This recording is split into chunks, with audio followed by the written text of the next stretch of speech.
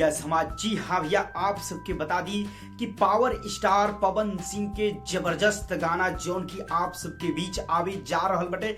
जी हाँ भैया, जौना गाना के बोलबा झगड़ा के घर। साफ तौर पे बता दी भैया, पावर स्टार पवन सिंह और पुनीता प्रिया एक गाना के गईले बड़लो और एक गाना के लिखले बने जौन की प्रिंस प्रियादर्शी जी। एक गाना म्यूजिक दल बने प्रियांशु सिंह और एक गाना के वीडियो डायरेक्टर बने पवन पाल जी। साफ तौर पे बता दी, बहुत ही बेहतरीन और बहुत ही लाजवाब वीडियो सॉन्ग आप सबके बीच आवे जा रहा बा। फाइनली आप सबके बता दी कि ये गाना के टीजर रिलीज हो गई बा। जी हाँ भैया, ऑफिशियल टीजर रिलीज हो गई बा और आप सब अगर देख ले तो कमेंट सेक्शन में जरूर बताएं कि गाना के टीजर आप सबके कितना जबरदस्त लगल। चलिए बात कर रहा जाए ये गाना के ऑफिशियल वीडियो सॉन्ग। तो जी हाँ भैया, बहुत ही जबरदस्त वीडियो सॉन्ग जो की आवे जा रहा बा MMB रिकॉर्ड्स यूट्यूब चैनल। जी हाँ भैया, MMB रिकॉर्ड्स यूट्यूब चैनल के माध्यम से गाना ये रिलीज होके जा रहा बा जौन की कल सुबह। जी हाँ भैया, कल सुबह यानी कल 11 अक्टूबर के सुबह 6:45 बजे। जी हाँ भैया, यानी 6:45 AM पे आप सबके बीच फुल HD वीडियो सॉन्ग रिलीज हो जाई